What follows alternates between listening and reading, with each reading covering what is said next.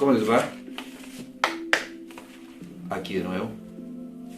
Continuando con la serie que empezamos en el capítulo anterior, hemos titulado la armadura de Dios. Hasta aquí aprendimos que la vida cristiana es una lucha. Mira, una lucha contra nosotros mismos, contra los deseos de la carne, contra el mundo, contra la tentación, contra el pecado, particularmente, y digo yo, particularmente, contra Satanás, el cual es un enemigo sagaz, mentiroso, capaz de hacernos mucho daño. Yo creo que a veces subestimamos al enemigo que tenemos por delante. Es un enemigo que es capaz de hacernos mucho daño e inclusive destruirnos. Hablando de la armadura de Dios, hasta aquí hemos aprendido que en esta lucha que nosotros sostenemos cotidianamente, el Señor nos ha dado una armadura, y una armadura muy particular porque es su armadura, podríamos decir diseñada por Él mismo. Usar esta armadura que Dios ha provisto para nosotros podría quizás garantizarnos el salir airosos en esta constante lucha contra el mal. Una armadura, según vimos, compuesta de 6 elementos, los cuales comenzamos ya a analizar uno a uno. Como dije en el capítulo anterior, hablamos sobre el cinturón de la verdad. Y aprendimos que el cinturón de la verdad representa la verdad de Dios contenida en su palabra. Que al ceñirnos el cinturón de la verdad, es como si nosotros estuviéramos atando o sujetando nuestra mente o nuestros pensamientos a la palabra de Dios, lo que podría brindarnos sin duda alguna protección y equilibrio, y lo hemos dicho así, en la defensa como soldados de la fe, en la defensa y en el ataque cuando nos corresponda. Hoy estaremos considerando un elemento más, el segundo elemento de la armadura de Dios, la coraza de justicia. Y por eso vamos a ir al libro de Efesios, al capítulo 6, al versículo 14. Estad pues firmes, ceñidos vuestros lomos con la verdad, y vestidos con la coraza de justicia. Dice el apóstol Pablo que para salir airosos en medio de esta lucha, no solo tenemos que asirnos del cinturón de la verdad, sino vestirnos de la coraza de justicia. La coraza, ¿verdad?, de un soldado romano era rígida, era muy rígida, y se colocaba obviamente en el dorso. Podía estar confeccionada de diferentes materiales, entre ellos mimbre, madera, hierro, bronce o cuero sumamente endurecido, el cual tenía que pasar obviamente por un proceso para que eso fuese posible. Es muy probable que la que usara el custodio del apóstol Pablo fuese la lórica segmentada. Ahí podemos ver en este momento la imagen. Esta era una coraza articulada y sus piezas se movían una en relación a la otra, combinando, por decirlo de alguna manera, resistencia, flexibilidad, maniobrabilidad y no tan solo protección. Si era rígida y solo se trataba de proteger al soldado, entonces eso le iba a restar flexibilidad y maniobrabilidad. La lórica segmentada tenía esa ventaja, que era, por decirlo de alguna manera, articulada, le permitía mayor movimiento y maniobrabilidad al soldado que la portaba. La protección de los hombros era especialmente poderosa. Parece ser que las láminas estaban endurecidas en la forja adrede, para que el blando metal absorbiese y amortiguase los golpes. Los experimentos modernos han demostrado una y otra vez que esta armadura podía contener la mayor parte de los ataques con flechas y lanza, todo con ello con un peso aproximado más o menos de 9 kilogramos. Ustedes pueden darse una idea de que en realidad era un elemento poderoso y flexible. La lógica segmentada, combinada con el casco de guardanuca, tenía una guardanuca, protegía al soldado de los golpes de tajo sobre la cabeza que le pudiesen propinar sus enemigos, sobre todo si estos eran de mayor estatura y peso. Dícese que la coraza se llama, dice el apóstol Pablo, la coraza de justicia. Bueno, déjenme decirles que la palabra justicia aquí viene del griego dikaiosu o dikaios, y quiere decir el que practica la justicia, o sea, el que practica lo recto, lo derecho, lo honorable, lo equitativo, lo que debe hacerse, como los padres de Juan el Bautista, si usted recuerda, Zacarías y Elizabeth. Dícese en Lucas, en el capítulo 1, en el versículo 6, acerca de los padres de Juan el Bautista, Zacarías y Elizabeth. Ambos eran justos. ¿Qué se quiso decir? Leamos el texto. Ambos eran justos delante de Dios y andaban irreprensibles en todos los mandamientos y ordenanzas del Señor. Dice aquí que tanto Zacarías como Elizabeth andaban irreprensibles en todos los mandamientos y las ordenanzas del Señor. O sea, andaban con rectitud, practicaban la rectitud, básicamente en sus vidas. Por eso dice que eran irreprensibles. Lo que quiere decir sin duda alguna que el creyente hoy en día debe distinguirse por su vida y por su testimonio, por hacer lo recto, lo derecho, lo honorable. Si alguien está siendo cuestionado hoy en día, no necesariamente son los políticos.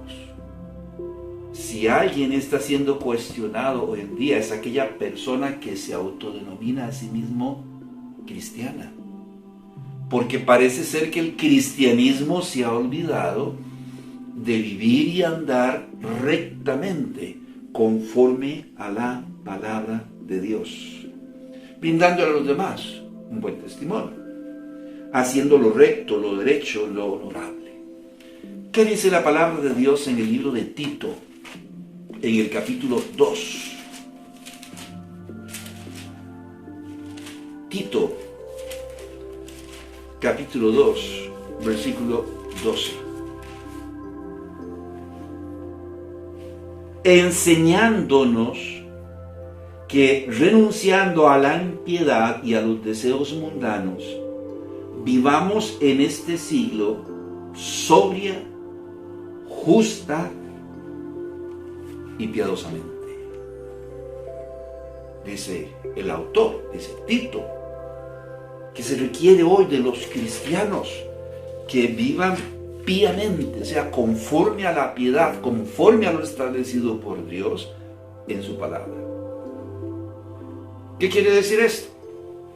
Bueno, aunque muchos nos hemos conformado, aunque muchos se han conformado, esto quiere decir que nosotros no podemos pensar en seguir siendo iguales. Aceptamos al Señor Jesucristo como nuestro único y suficiente Salvador. Vamos y asistimos a una iglesia, pero seguimos siendo iguales y no tenemos ni la mínima perspectiva de experimentar un cambio.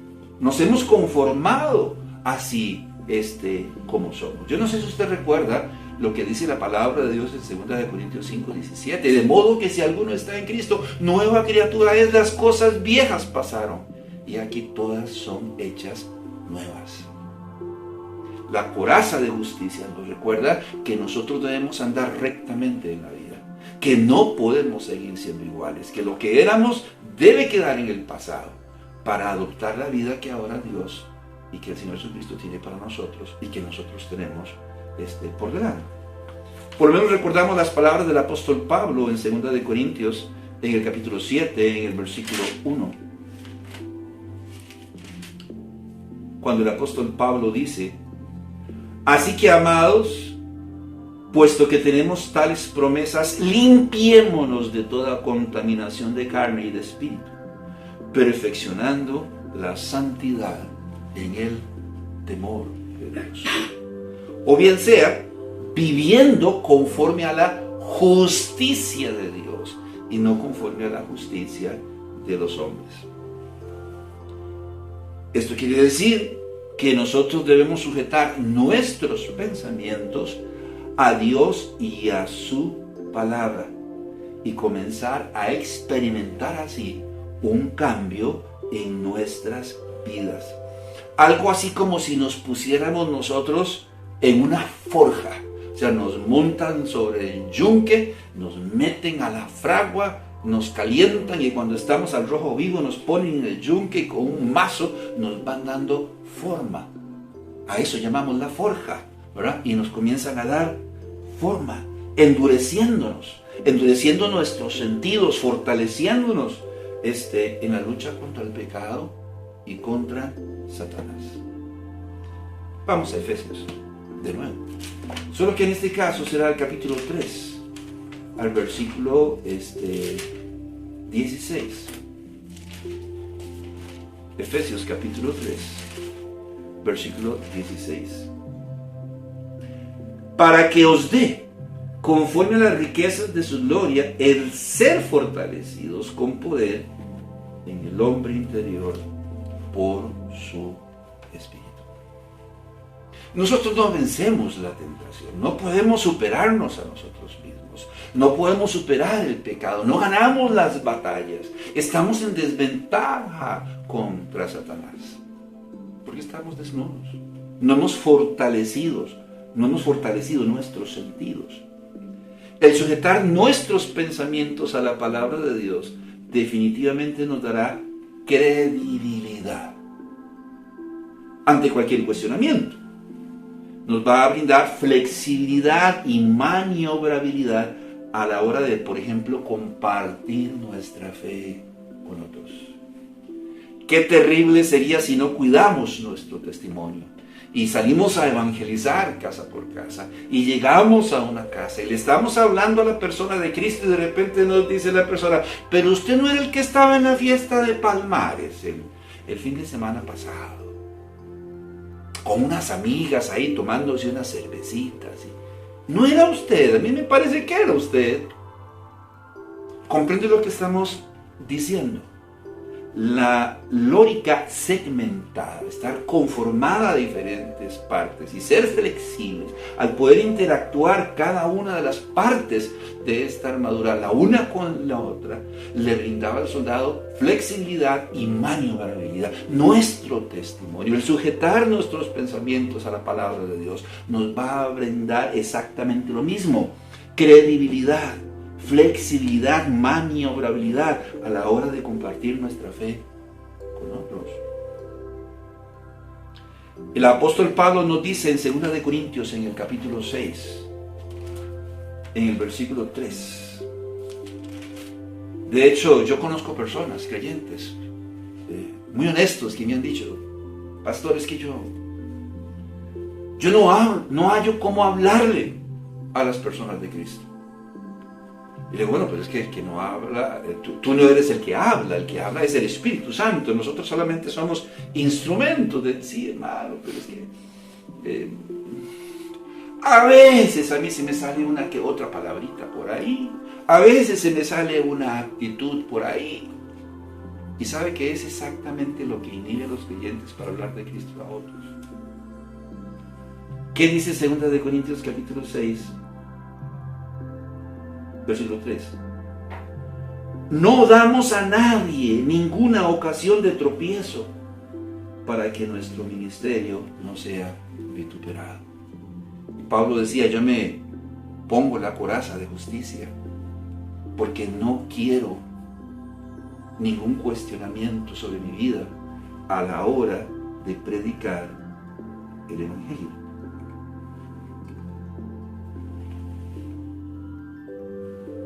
Por el contrario, dice el apóstol Pablo, él procuraba día con día apropiarse de una serie de cualidades según la justicia de Dios.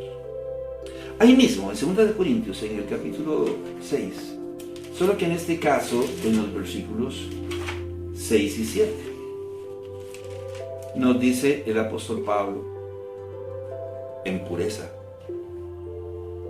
en ciencia, en longanimidad, en bondad, en el Espíritu Santo, en amor sincero, en palabra de verdad, en poder de Dios, con armas de justicia, a diestra y a siniestra. Y dice el apóstol Pablo, con armas de justicia. La justicia, o sea, hacer lo recto, apartarse de lo chueco, de lo que no es derecho, de lo que no es torcido, es un arma poderosa cuando nosotros vamos a hablar y testificar del Señor Jesucristo a otros. La mayoría de las veces no podemos, porque desnudos no se puede. Si nuestra manera de vivir es conforme a los estándares de Dios y no del mundo, la pregunta es, ¿quién podrá acusarnos? ¿Quién podrá señalarnos si somos justos o íntegros en toda nuestra manera de vivir? Pedro dice, por ejemplo, en 1 de Pedro, en el capítulo 2, en el versículo 11 y 12. 1 de Pedro 2, versículo 11 y 12. Amados, yo ruego como a extranjeros y peregrinos que os abstengáis de los deseos carnales que batallan contra el alma, manteniendo buena vuestra manera de vivir entre los gentiles, para que en lo que murmuran de vosotros como de malhechores, glorifiquen a Dios en el día de la visitación, al considerar vuestras buenas obras. Quizás nosotros nunca vamos a poder quedarle bien a nadie. Siempre va a haber alguien que nos va a criticar. Siempre va a haber alguien que nos va a señalar. Yo creo que eso es un precio que muchas veces tenemos que pagar, sobre todo si estamos en el ámbito del liderazgo. Vamos a tener que sufrir críticas. Pero Pedro está diciendo que si nosotros vivimos como extranjeros y peregrinos, las mismas personas que nos señalan, a la larga, en determinado momento, van a glorificar a Dios. Y de eso es de lo que se trata, de que el nombre de Dios sea glorificado, no blasfemado. Sí, porque el nombre de Dios tiene que ser blasfemado por nuestro comportamiento. Pero no es que usted es cristiano, no es que usted va a una iglesia, no es que Dios está con usted y ¡pa! Sale Dios de por medio. Es que si Él es nuestro Salvador, si Él es nuestro Redentor, pues a la larga va a salir, como decimos nosotros y con todo respeto, embarrado en el asunto. Nosotros debemos entender que si no nos ponemos la coraza de justicia, que si no vivimos conforme a los estándares de justicia de Dios, quien va a ser blasfemado es el nombre de Dios. Entonces escuchamos a las personas decir, es que, ¿para qué yo voy a hacerme cristiano? ¿Para qué voy a ir a esa iglesia? Con el montón de hipócritas que hay en esa iglesia. Si yo voy ahí, habría uno más. Qué terrible que es eso. Porque el nombre de Dios, es el que está siendo puesto por medio. La lógica segmentada, no le voy a decir que no, era incómoda. Usted sabe lo que era tener sobre su pecho, sobre su dorso, aproximadamente 9 kilogramos de metal. Aquí en nuestro país, en Costa Rica, una bolsa de arroz pesa aproximadamente 2 kilos. Entonces, desde ese punto de vista, era como andar como 4 o 5 bolsas de arroz encima. 9 kilogramos. La lógica segmentada e incómoda podía llegar a impedir la respiración de cualquier persona, pero protegía los órganos blandos del dorso del soldado, el corazón, los pulmones, el hígado y los riñones. Cualquier persona herida en estos órganos era, ¿qué podemos decir? Vulnerable, podía morir en cualquier momento. No ha de ser fácil comenzar a propiciar cambios en nuestra vida. Yo no sé si usted recuerda o si ya pasó por eso o no ha pasado por eso, pero los que hemos pasado por eso, en nuestra adolescencia, en nuestra pubertad, y usted comienza a sentir dolores, porque crecer duele. Bueno, crecer espiritualmente a la larga también puede ser incómodo y doloroso, pero vale la pena. Entonces no ha de ser fácil comenzar a propiciar cambios en nuestra vida. Sin embargo, si hacemos lo correcto y sujetamos nuestros pensamientos y nuestra voluntad a Dios y a su palabra, al principio quizás como que queremos ahogarnos, pero luego vamos a ver el resultado de haber hecho las cosas rectamente. Y es lo que nos quiere enseñar Juan, en 1 de Juan, en el capítulo 5. 1 de Juan, capítulo 5, en el versículo 3, dice: pues este es el amor a Dios, que guardemos sus mandamientos, y sus mandamientos no son gravosos. El mismo apóstol Juan, en el libro de Apocalipsis, dice que un ángel tenía en la mano un librito y se lo dio y lo puso en su boca y él lo comió. Y dice que al paladar fue dulce, pero cuando llegó a su vientre, a su estómago, lo amargó. Sí, ninguna medicina, aunque bueno, en mi época las medicinas no tenían los múltiples sabores que tienen ahora. Entonces le daban un jarabe para la tos al niño y puede escoger si lo quiere de fresa o de naranja. En el caso de nosotros, había una cuestión que a nosotros nos daba un líquido verde. Creo que era para cuando teníamos algún problema con el estómago o algo así, y tenía sus efectos secundarios, y a veces los papás lo usaban como para que el niño se durmiera también. Yo no sé si ustedes recuerdan el famoso Donatal. Eso sabía horrible. Los medicamentos no pueden ser muy buenos, puede ser que no tengan muy buenos sabores, pero contribuyen con nuestra salud. Ahora bien, esos cambios vamos a poder experimentarlos si nos revestimos de toda la armadura de Dios. Mientras tú andes desnudo, no te hayas puesto el cinturón de la verdad, no portes la coraza de justicia, perderás una tras otra de tus batallas. ¿Qué dice Pablo en Efesios en el capítulo 4, por ejemplo? ¿Qué dice? Y aquí vamos a aclarar quizás un par de conceptos. Efesios capítulo 4, versículo 22 y 24. En cuanto a la pasada manera de vivir, despojaos del viejo hombre, que está viciado conforme a los deseos engañosos, y vestidos del nuevo hombre, creado según Dios, en la justicia y la santidad de la verdad.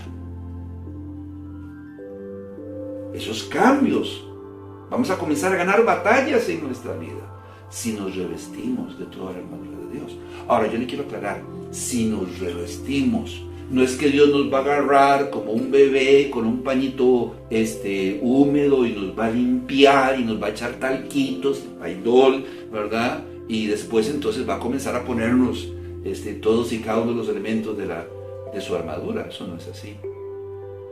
Quien tiene que desvestirse del viejo hombre somos nosotros.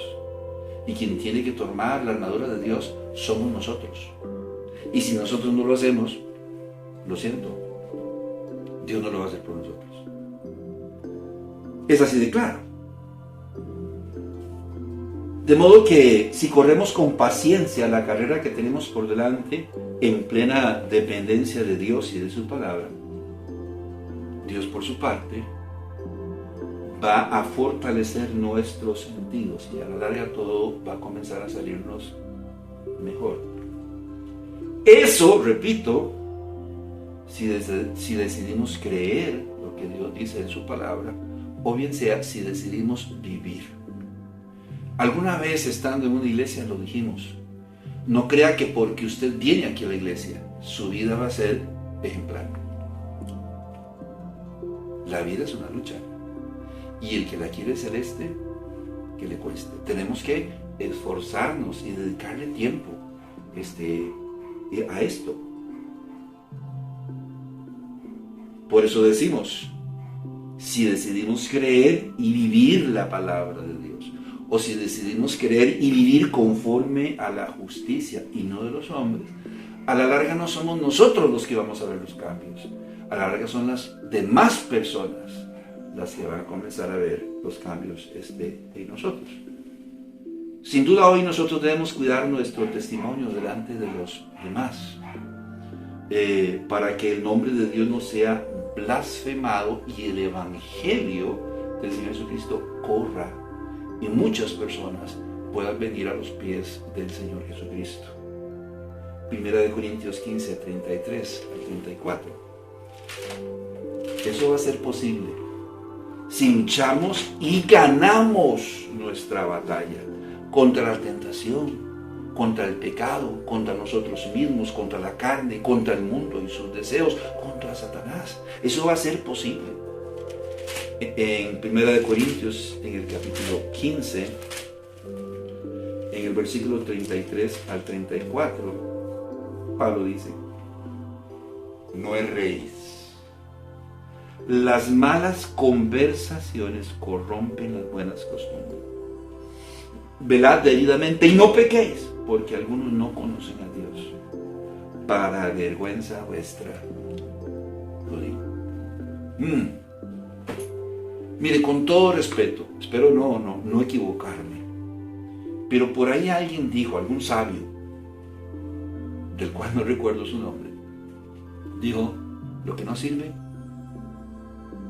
que nos toque.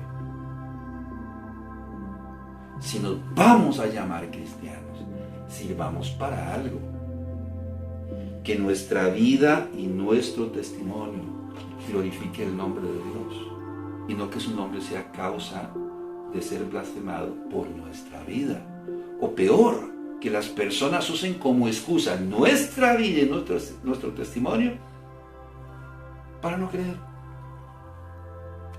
Es así. Por eso es que nosotros debemos examinarnos periódicamente a la luz de la palabra de Dios. Yo casi estoy seguro que las personas que no ejercen cambios en sus vidas son aquellas personas que nunca leen ni estudian la palabra de Dios. Nunca ven su vida reflejada en la palabra de Dios. La palabra de Dios no es un espejo para ellos. La leen y la pueden leer, y la leen, y la leen, y la leen, y la leen, y ven la multitud de errores de todos los demás, menos los suyos. A nosotros se nos recomienda examinarnos periódicamente a la luz de la palabra de Dios. Identificar lo que está mal en nuestras vidas. La mentira, es pecado, punto. No hay blancas, ni amarillas, ni rojos, ni azules. ¿De qué color es el pecado que cometió Adán y Eva en el huerto? Fue un pecado infantil, como cuando su hijo viene furtivamente, se mete debajo de la mesa y cuando ponen la canasta de frutas, tira la mano así, pum, agarró el bananito y sale corriendo para el cuarto y se mete debajo de la cama y se lo come. No fue eso lo que hizo Adán y Eva. Y lo que hizo Adán y Eva nos tiene aquí hoy. No hay pecados blancos, ni amarillos, ni rosados. No hay mentiras blancas ni rosadas. La mentira es mentira, punto. Debemos venir a la palabra de Dios y examinarnos y identificar lo que está mal en nuestras vidas a la luz de la palabra de Dios. No el sentido común o la razón. ¿Qué dice el sentido común o la razón? Bueno, yo pienso, yo creo, yo opino. ¿Quiénes somos nosotros? Dice la palabra de Dios en Isaías que somos como trapos de inmundicia. O sea, la inmundicia habla y determina lo que es inmundo o no. El único que puede decir lo que está mal es Dios, porque Dios es 3 veces santo. El único que puede decir lo que es pecado y está mal en nuestras vidas es Dios. Escuchemos su voz diciéndonos qué es lo que está mal en nuestras vidas. Una vez identificado el pecado, debemos confesarlo y reconocerlo.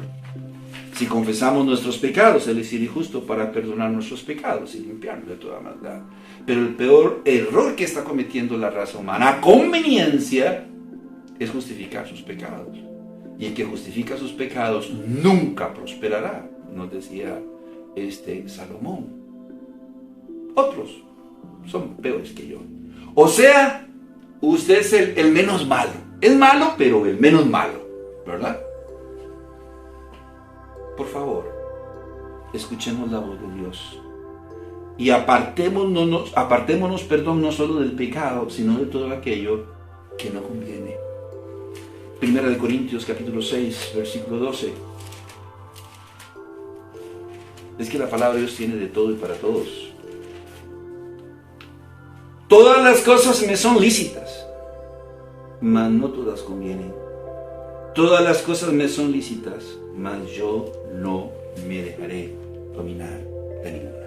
¿Por qué Pablo decía eso? Porque él se regía por la justicia de Dios, no de los hombres. Hay cosas que no están tan mal, hay cosas que la Biblia no dice que yo debería dejar de hacer, pero no son convenientes, no me edifican. ¿Cuál es el problema de la corrupción? No solo en nuestro país. Pero no es ilegal, pero es inmoral. Entonces, no hay ningún problema con la ley, pero no es moral. Entonces la ley de los hombres no dice que sea malo robar, como lo hacen los políticos solapadamente, bajo una consigna. Bueno, si no me lo llevo yo, se lo lleva otro, entonces mejor me lo llevo yo. Hay casos de corrupción en nuestro país y han sido liberados estas personas porque la ley no decía nada, aunque moralmente no era correcto. Yo hago una pregunta: ¿quién establece la moralidad dentro de la sociedad o la raza humana? Dios es el Padre de la moralidad. Entonces no se vale decir, bueno, sí, bueno, es que bueno, no hay ningún problema, no es ilegal, sí, pero no es moral. Entonces Pablo dice aquí en 1 Corintios 6:12, apartémonos no solo del pecado, sino de todo aquello que no nos conviene, ni a nosotros ni a nadie, que no nos edifica a nosotros ni a nadie tampoco. Prácticas o principios como estos son los que nos empujan hacia una vida de justicia, santidad y rectitud. Como cuando usted paga con 5,000 colones y la persona le devuelve o le da un vuelto de 20,000 y usted dice, carajo, muchas gracias, y para la bolsa. ¿Y quién lo tiene de tonto? El tonto es usted, porque todo lo que el hombre sembrare, ¿qué dice? Eso también se hará. Hay que hacer lo recto. El pecado pone sobre nuestros hombros un peso, pero un peso adicional. Nos quita maniobrabilidad y eficiencia en el ataque como en la defensa. En tanto, la práctica de la justicia divina, la integridad, la rectitud, nos brinda seguridad, maniobrabilidad y eficiencia, tanto en la defensa como el ataque. Hemos repetido estas expresiones varias veces, tanto cuando nos tengamos que defender contra las acechanzas del mal, como cuando tengamos que atacar el mal. La justicia o la práctica de la justicia va a abrirnos puertas. Hace muchos años, creo que como, 38 años, estando trabajando o apoyando a un hermano en una iglesia, llegó una familia cubana. Venían hace 38 años, escuchen. Fuimos a visitarles a ellos. Y ellos estaban sorprendidos. Fueron al mercado, Borbón, en Alajuela, en San José, Costa Rica. Y fueron allá al mercado y se acercaron y vieron aquellas mesas o aquellas llenas de bananos. Entonces se acercaron y el que está, mire señor, una pregunta, ¿sí? ¿Cuántos bananos le puedo comprar? Digo, ven, yo no sé cuánta plata tiene usted, le dice. Pero, ¿cuántos bananos me puedo llevar para mi casa? Todos los que usted quiera, si quiere yo se los vendo todos. Porque en Cuba no era así. Y ellos estaban sorprendidos, que aquí no había límite. Usted compraba como 1 kilo de arroz o lo que usted quisiera comprar, que tuviera el dinero. Porque en Cuba todo estaba racionado. Pues estando ahí en su casa, comenzaron a hablarnos. Lo que sí notamos y extrañamos es que aquí cuesta mucho conseguir trabajo. ¿Y cómo era en Cuba? En Cuba usted solo tenía que decir que era cristiano. ¿Cómo? Sí, en Cuba decir que era cristiano era la mejor recomendación que usted podía tener. Porque los cristianos estaban por hacer las cosas como para su Señor, como para el Señor Jesucristo, no para los hombres. Entonces hacían su trabajo de la mejor manera posible. Y si usted llegaba y decía que era cristiano, inmediatamente lo trabajaba o lo contrataban y le daban trabajo. Qué vergüenza. Yo quisiera saber si es igual en Costa Rica. Si usted es cristiano y va a buscar trabajo, no diga que es cristiano. No lo meta dentro de su currículum. Y no debería ser así. Si yo soy cristiano, yo debo decir que soy cristiano donde quiera que esté, donde quiera que vaya. Si me he puesto la coraza de justicia, si hago lo recto, si no, mejor me quedo callado. Dice la palabra de Dios en el libro de Efesios, en el capítulo 12, en el versículo 1, que practicar la justicia, hacer lo recto y lo derecho, nos abre las puertas a donde quiera que nosotros vayamos. Hebreos 12:1. Por tanto, nosotros también, teniendo en derredor nuestra tan grande nube de testigos, despojémonos de todo peso y del pecado que nos asedia y corramos con paciencia la carrera que tenemos por delante. En tanto nos pongamos la coraza de justicia y comencemos a depender de Dios y su palabra, nuestra vida va a comenzar a experimentar cambios. Un testimonio de peso que nos brinde protección, flexibilidad y maniobrabilidad a la hora de proclamar su nombre al mundo entero. De otro modo, nuestra vida va a causar el efecto contrario. 6 elementos, y hemos hablado de 2. Uno es el cinturón de la verdad, y hoy hemos hablado de la coraza de justicia. que nos pueden permitir, al sujetar nuestros pensamientos